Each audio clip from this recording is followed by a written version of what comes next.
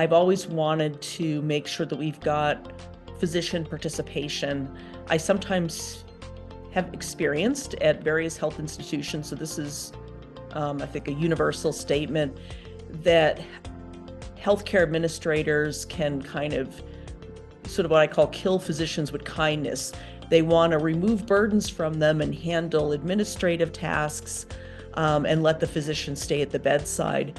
But the downside to that is sometimes the physicians feel like they're the last to learn about things, or they don't get the full picture behind what's being done. Oftentimes there's a multifunctional team that is looking at technology solutions, and oftentimes they have a difficult time finding a way to pull in physicians in a way that makes sense.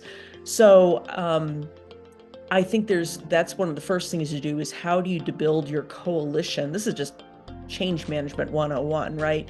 To include those physicians so they feel like they're not being just handed a solution. I always feel like there has to be an internal customer or advocate. I think sometimes it's dangerous for IT to try to push a solution that really no one's asking for. And I know that's kind of a little bit stereotypical, but when I look back on some of the AI solutions, I can literally remember like a person behind every one.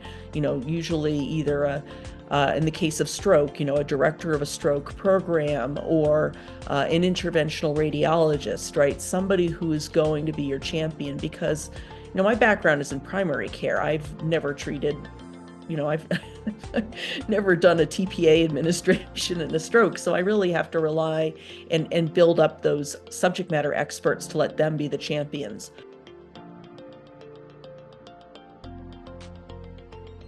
Biggest thing that I think every single physician needs to know about AI is trusting your gut about bias in the model. So we see this a lot in sepsis. The sepsis models have gotten much better, but the bedside, you have to say, okay, no, this person is not actually septic because there's something else going on. They just had bullets to the chest and they just bled out, so they're kind of hypovolemic, or conversely, just because someone sort of, as nurses would say, kind of smells bad. And I don't mean literally like they smell bad, but there's just something about them. People will still have to trust their gut and their human intuition.